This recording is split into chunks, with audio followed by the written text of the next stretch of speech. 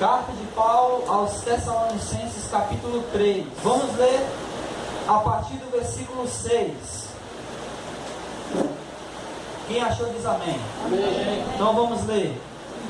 Agora, porém, com o regresso de Timóteo, vindo do vosso meio, trazendo-nos boas notícias da vossa fé, do vosso amor, e ainda de que sempre guardais grata lembrança de nós, desejando muito ver-nos, como aliás também nós a vós outros. Sim, irmãos, por isso fomos consolados acerca de vós, pela vossa fé, apesar de todas as nossas privações e tribulações. Porque agora vivemos, se é que estáis firmados no Senhor. Pois que ação de graças podemos tributar a Deus no tocante a vós outros, por toda a alegria com que nos regozijamos por vossa causa diante do nosso Deus, orando dia e noite com máximo empenho, para vos pessoalmente e reparar a deficiência da vossa fé. Ora, o nosso mesmo Deus e Pai, e Jesus nosso Senhor, dirijam-nos o caminho até vós, e o Senhor vos faça crescer e aumentar no amor uns para com os outros, e para com todos, como também nós para convosco, a fim de que seja o vosso coração confirmado em santidade, isento de culpa, na presença do nosso Deus e Pai, na vinda de nosso Senhor Jesus, com todos os seus santos. Amém? Vamos orar. Soberano Deus e Pai bendito, nós queremos glorificar o Teu nome, Senhor, e pedir que, mais uma vez, assim como o Senhor tem feito, em cada reunião, em cada culto de doutrina, em cada culto onde nós adoramos o Teu nome, como fizemos agora há pouco através dos louvores, nós Te pedimos humildemente que o Senhor abra o nosso entendimento, que o Senhor nos dê completo entendimento e discernimento da Tua palavra, para que, compreendendo, ó Deus, a Tua vontade, compreendendo aquilo que o Senhor tem para nos ensinar, possamos nos tornar cristãos que agradam ao Senhor, cristãos que vivem para glorificar e honrar o nome do Deus que serve. Faz assim, Senhor, com cada um de nós, que a Tua palavra ela penetre no mais íntimo do nosso ser, e que possamos sair daqui diferentes, mas diferentes, ó Deus, no sentido de melhores cristãos, que possamos sair daqui, Senhor, não somente tocados, mas tocados e melhorados e transformados, amadurecidos pelo poder da Tua palavra e pela ação do Teu Santo Espírito. Faz assim, Senhor, para a glória do Senhor, do Teu nome, do nome de Jesus, é que nós oramos e Te bendizemos, hoje e para todo sempre. Amém e glória a Deus. Na semana passada, a gente viu que Paulo, estando lá em Atenas, ele envia Timóteo. Ele envia Timóteo para Tessalônica porque ele diz, observe aí no versículo 1 do capítulo 3, ele diz assim: pelo que também não podendo suportar mais o cuidado por vós, nos pareceu bem ficar sozinhos em Atenas. Então Paulo, ele fica em Atenas, pelo cuidado que ele tem, ou que ele tinha por aqueles irmãos em Tessalônica, ele fica em Atenas e envia Timóteo. E nós vimos que Timóteo é enviado para Tessalônica para confirmar os irmãos e para exortar os irmãos. E essa confirmação dos irmãos era que Timóteo havia sido enviado para lá, para que aqueles irmãos pudessem amadurecer na fé. E Timóteo também, além de enviados para confirmar os irmãos, ele foi enviado para consolá-los, ou seja, para encorajá-los. Porque aqueles irmãos, eles iriam passar por uma grande tribulação, ou poderiam passar por uma grande tribulação. Então Paulo envia Timóteo para lá, para que Timóteo confirmasse, ou seja, levassem aqueles irmãos ao amadurecimento, e também consolassem ou encorajassem aqueles irmãos por causa da tribulação que eles haviam de passar. Eu até falei aqui que, se der um exemplo, olha, se vocês recebessem a notícia de que vocês iriam passar uma grande tribulação, ou pior, se alguém chegasse para vocês e dissesse assim, olha, vocês vão ser perseguidos, e é possível que nessa perseguição vocês até morram, como vocês agiriam? Como vocês receberiam uma notícia assim? Então o que Paulo estava fazendo aqui era não apenas dizendo para eles que eles iriam passar por uma tribulação, porque o que eu falei na semana passada, ele disse, olha, eu disse para vocês que eu ia passar uma tribulação, e eu estou passando, vocês sabem disso. Agora eu estou dizendo que vocês irão passar. Então, se eu disse que iria passar, estou passando, eu estou dizendo que vocês vão passar, então vocês vão passar. É certo que vocês vão passar. E ele diz que envia Timóteo, porque ele queria que aqueles irmãos amadurecessem na fé, para que quando eles passassem pela tribulação, o inimigo não os tentasse e eles desistissem da fé. E assim, desistindo da fé, o trabalho de Paulo pudesse ser um trabalho em vão. Então esse era, por assim dizer, a missão de Timóteo. Era ir até aquela cidade, confirmar os irmãos, amadurecê-los na fé, e encorajá-los a passar pela tribulação, pela perseguição, e se manterem fiéis. Foi isso basicamente que a gente viu na semana passada. Agora Paulo, ele vai começar a falar aqui do regresso de Timóteo. Do versículo 1 ao 5 do capítulo 3, Paulo falou do envio de Timóteo até Tessalônica. Agora aqui do capítulo 6, do versículo 6 ao 10, e ele faz uma breve oração, dos versículos 11 ao 13, ele vai falar sobre o regresso de Timóteo.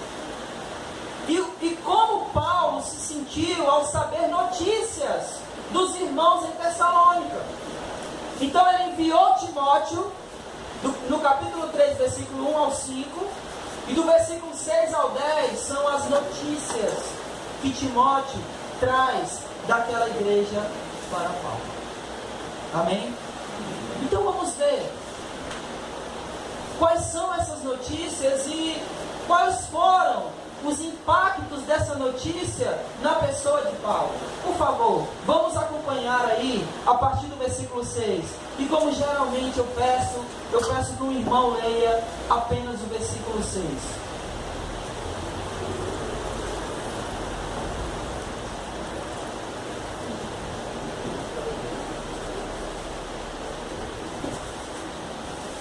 Alguém lê o versículo 6 do capítulo 3.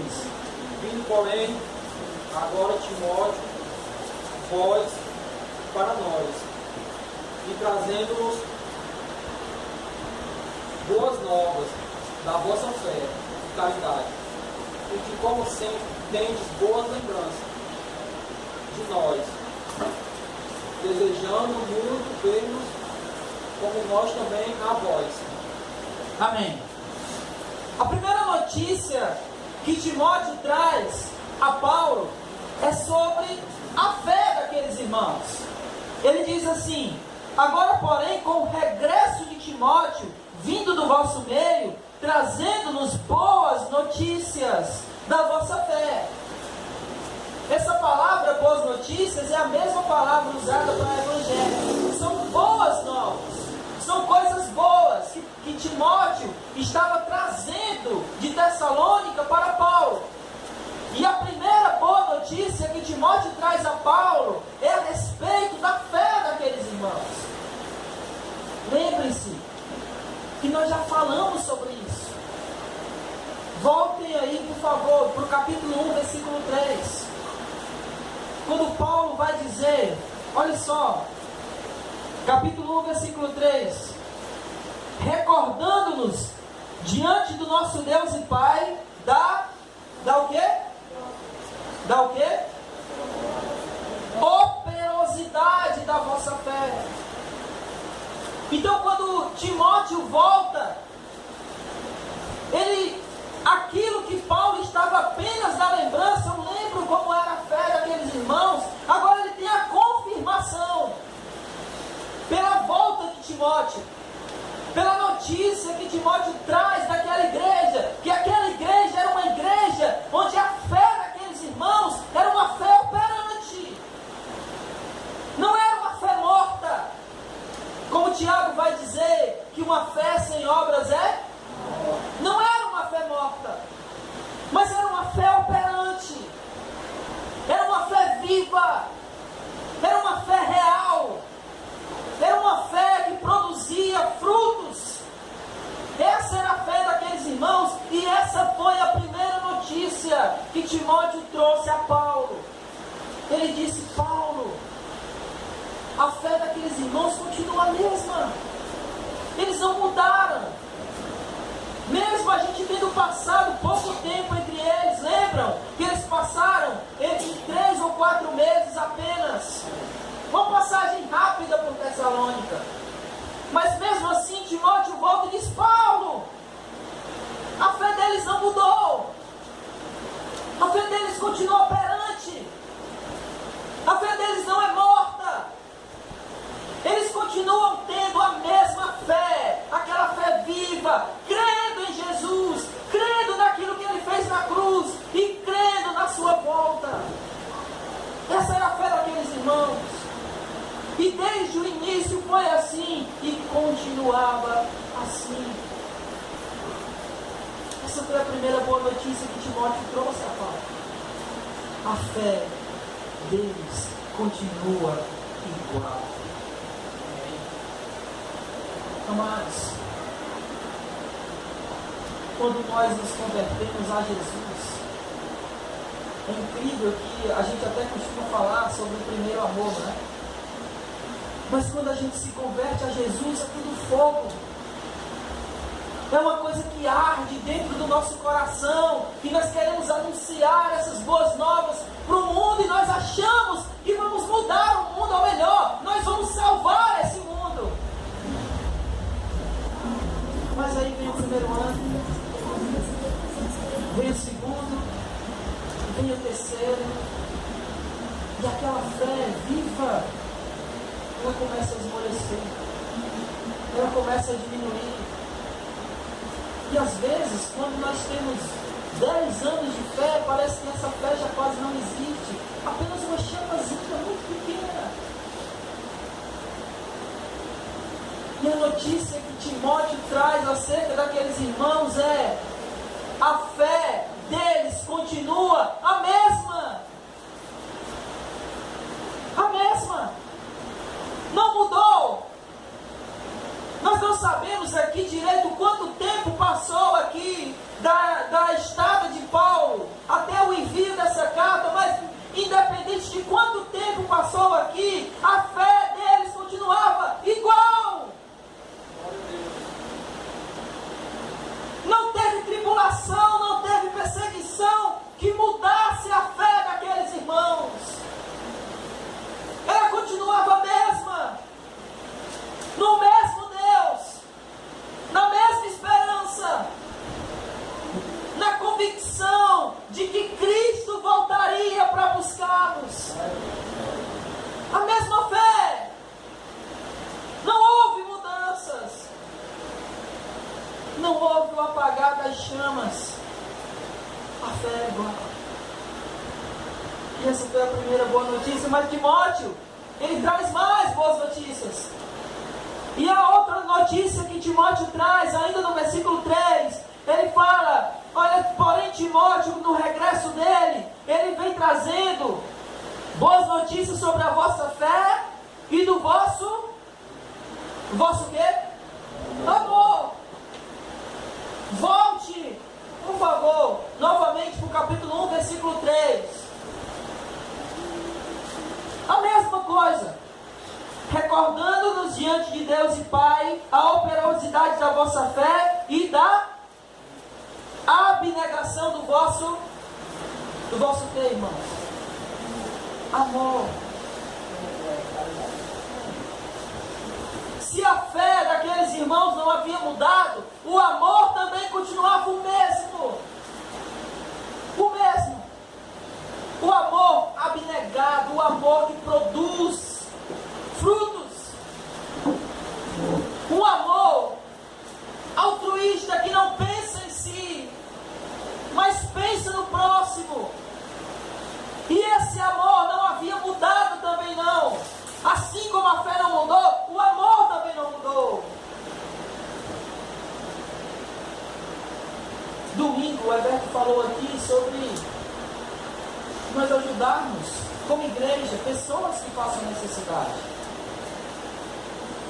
É esse tipo de obra de caridade ou de amor que a igreja aqui, ela continuava exercendo o mesmo amor. Era ver pessoas que precisavam ser ajudadas e elas continuavam o amor delas, ajudando essas pessoas. Nós temos uma tendência muito forte de que quanto mais nós vemos desgraça, nós acostumamos com isso. E essas coisas já não nos tocam mais. Vocês já viram uma foto de uma criança esquelética, aquelas crianças que a gente vê que são africanas? Vocês já viram uma foto daquelas?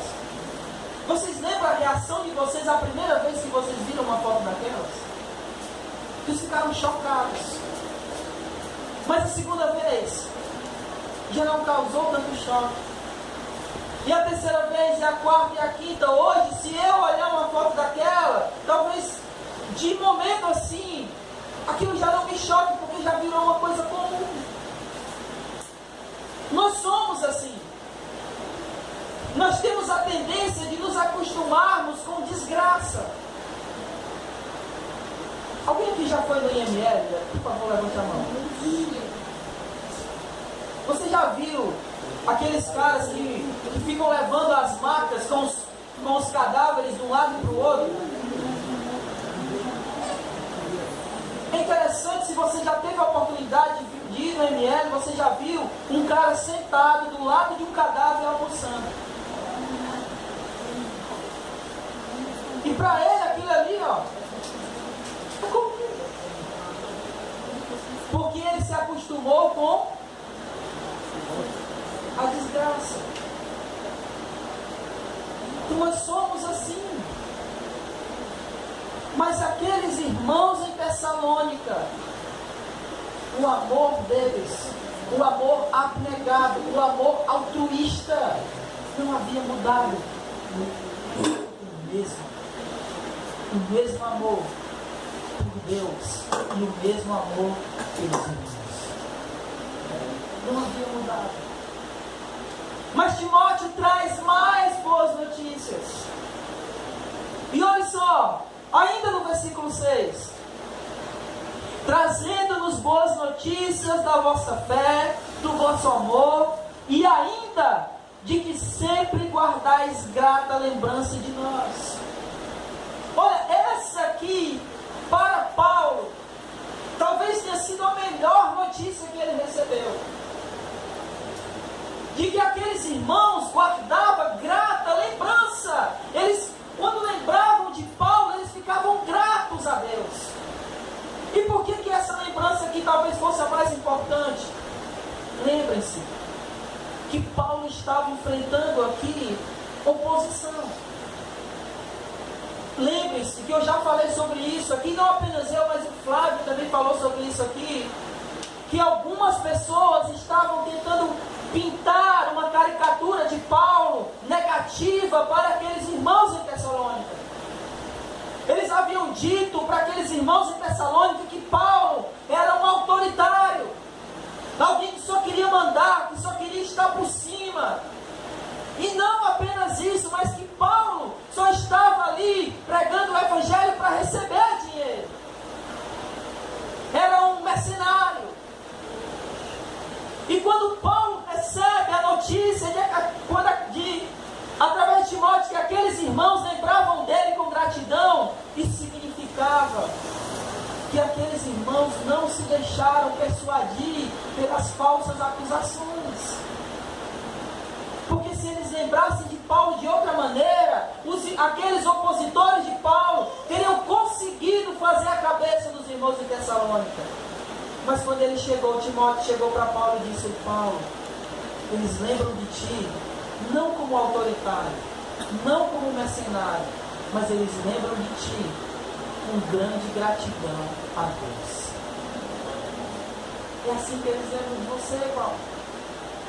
Os teus opositores nada conseguiram, porque o teu testemunho diante deles e diante de Deus foi maior do que qualquer calúnia que qualquer pessoa pudesse fazer. Eles tentaram fazer a tua caveira, mas não conseguiram, porque aqueles irmãos, quando lembram de ti, lembram com gratidão. Lembram do teu esforço em pregar o Evangelho. Lembra que você se esforçou para não ser pesado pela igreja, mesmo que você tivesse direito de ser sustentado pela igreja. Eles lembram de tudo isso. E quando isso vem na mente deles, eles ficam gratos a Deus pela sua vida. Talvez essa tenha sido a maior notícia, ou melhor notícia que Paulo recebeu de Timóteo. E a quarta e última notícia que Paulo recebe é a seguinte, versículo 6.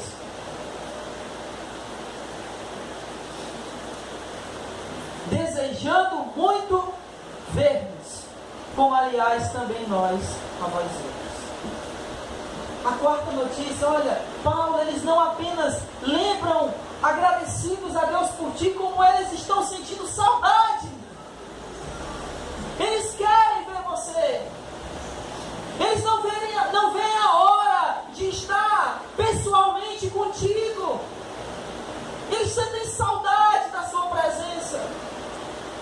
Eles sentem saudade de como era bom estar com você, ouvindo a pregação do Evangelho, e sendo ensinado, e sendo encorajado, e sendo exortado, e eles crescendo em comunhão, na graça e no conhecimento do nosso Deus. Eles sentem saudade de ti, Paulo.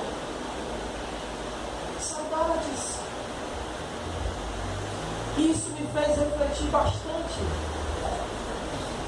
Porque nós precisamos desenvolver relacionamentos como igreja, como irmãos, amigos, de tal maneira que quando nós não estivermos presentes, a nossa ausência seja sentida. Que os irmãos olhem e digam: cadê fulano? Era tão bom estar com ele. Era tão bom estar na presença dele, a gente aprendia tanto. Precisamos desenvolver relacionamentos que façam com que a nossa falta seja sentida. Eu lembro que, acho que há 1 ano ou 2 atrás, eu postei uma frase no Facebook que era assim: que falta eu faria se eu não existisse? Algumas pessoas comentaram, mas na verdade essa é uma frase de um livro de filosofia. Que falta eu faria se eu não existisse? É claro que se eu não existisse, ninguém ia sentir falta. Mas a ideia dele não era essa. A ideia dele era: se eu não existisse, o que não teria sido feito? Qual é o legado que nós estamos deixando para pessoas? Se eu não existisse, o que não seria feito? O que nós estamos desenvolvendo como seres humanos, como cristãos? Então precisamos desenvolver relacionamentos de tal maneira que quando não estivermos mais aqui, as pessoas possam sentir a nossa falta. Elas possam lembrar de nós saudosamente. Como era bom estar com aquele irmão. Às vezes, quando a gente fica conversando sobre aula e sobre algumas coisas que a gente aprendeu, eu e o Everton, a gente fica lembrando de quando a gente tinha aula com o Davi. Num cursozinho que ele dava para nós. E a gente fica, ai meu Deus, como aqueles momentos eram bons. Como a gente aprendeu com o Davi. E hoje, o Davi não está mais no nosso meio. Não que ele morreu, mas agora ele está nos Estados Unidos. E sentimos muita falta daqueles estudos. Pelo menos eu e o Everton, quando a gente conversa, a gente fala muito sobre isso. Então precisamos desenvolver relacionamentos de maneira que quando nós não estivermos mais aqui, as pessoas possam sentir a nossa falta. Amém? Mas aí, essas foram as boas notícias que Timóteo trouxe para Paulo. Mas como Paulo recebeu essas notícias? Como foi que Paulo ficou quando recebeu essas notícias que Timóteo estava trazendo acerca daqueles irmãos? Por gentileza, alguém lê o versículo 7. Por essa razão, estamos consolados acerca de vós em todas as nossas aflições e necessidades, pela vossa fé. Olha como Paulo se sentiu. Nós fomos consolados acerca de vocês. Lembre-se que na semana passada eu disse que o apóstolo Paulo ele estava angustiado, porque ele queria cuidar daqueles irmãos. Ele havia passado um pouco tempo com eles, mas ele queria ter cuidado deles. Ele sabia que eles iriam passar por uma tribulação e que eles não tinham ainda uma fé forte para passar por aquela tribulação. E Paulo se angustiou. Olha aí o versículo 1 do capítulo 3, o que é que Paulo diz? Pelo que não podendo suportar mais o cuidado por vocês. A preocupação que Paulo tinha por aqueles irmãos o angustiava, deixava ele totalmente angustiado, porque ele queria estar lá, ele queria ter ido lá, fortalecer aqueles irmãos, confirmar aqueles irmãos, mas ele não podia, mas ele envia Timóteo faz o trabalho de confirmar e exortar, e volta com notícias. As notícias eram boas, e essas notícias boas consolaram o apóstolo Paulo.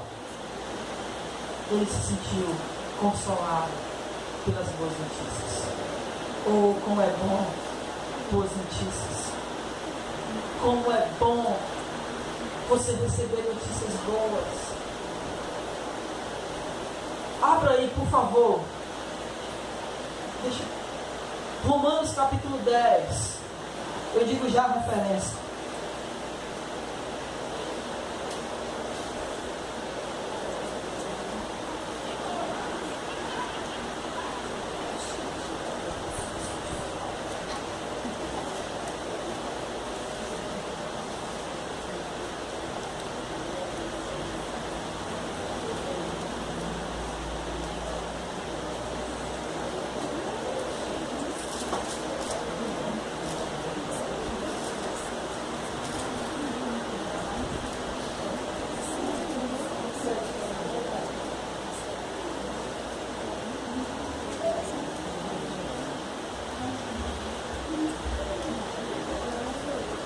Versículo 15.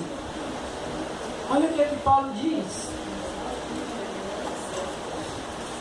Como pregarão se não forem enviados? Como está escrito: quão formosos são os pés dos que anunciam coisas boas.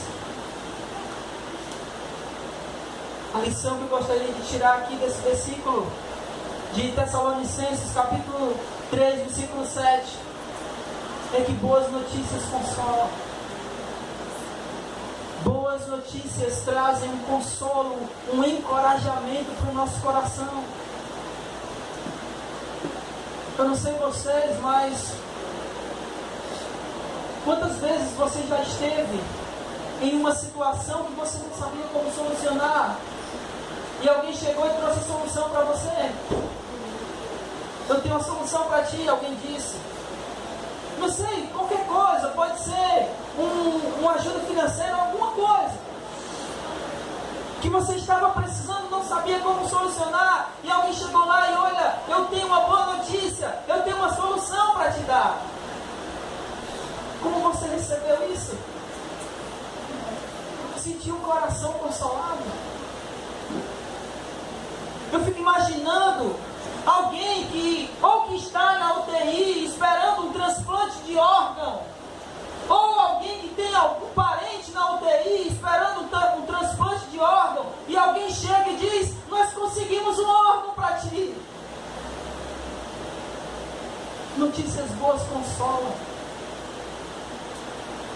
E nós, como cristãos, temos a melhor notícia de todas.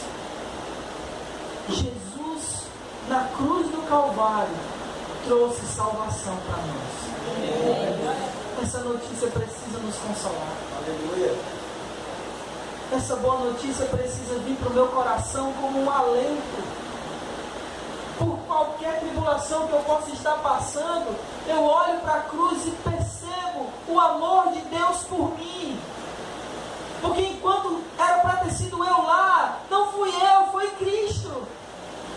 E essa notícia de que Ele foi pendurado para me perdoar e me salvar, precisa trazer alento, consolo para o meu coração.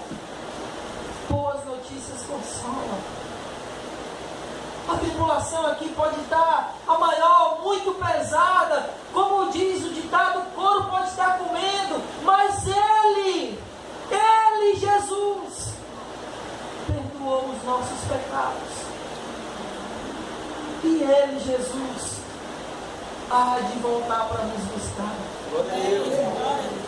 Nós temos essas notícias boas que precisam nos consolar. Precisamos ser consolados nisso. Boas notícias consolam. Amém? Amém. Versículo 8. Tentar correr um pouco. Alguém, por favor. Porque se estás firmes no Senhor, nós agora vivemos. Eu acho muito interessante, porque Paulo aqui, ele revela como ele estava se sentindo antes. Ele diz no versículo 8, porque agora vivemos. Ou seja, quando Timóteo voltou com essas boas notícias para nós, foi como se nós estivéssemos vivendo. Porque estávamos tão angustiados que estávamos desanimados. Mas agora,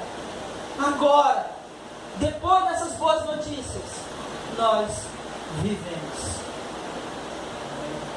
Se é, versículo 8, se é que estáis firmados no Senhor, se verdadeiramente vocês estão firmes no Senhor, essa notícia para nós é como quem está revivendo. Tão boa que essa boa notícia é. Essa preposição ou conjunção, não sei bem. Se, esse se, não é uma dúvida. Geralmente Paulo ele coloca esse se é que. Ele não está duvidando disso. Ele não está duvidando da notícia de Timóteo. É uma expressão que, por mais que pareça uma dúvida, na verdade ela é uma afirmação. Ele está dizendo o seguinte: olha, Timóteo trouxe notícias de que vocês estão firmados no Senhor. E essa notícia para mim é como quem está revivendo. É isso que ele está falando. O mais interessante é que Paulo, ele coloca essa estais firmados no Senhor, essa palavra firmados, ela é uma palavra grega, que no grego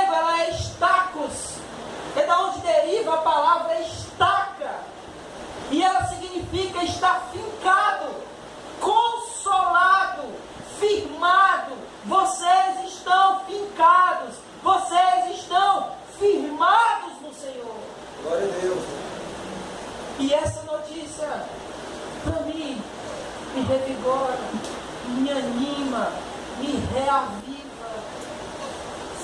Saber que vocês estão firmados, estacados no Senhor. Isso para mim é como se eu estivesse vivendo novamente. Eu estava angustiado, mas agora eu fui consolado pela notícia de que vocês estão firmados na rocha chamada Jesus. Essa notícia consolou, exortou o apóstolo Paulo. Versículos 9 e 10.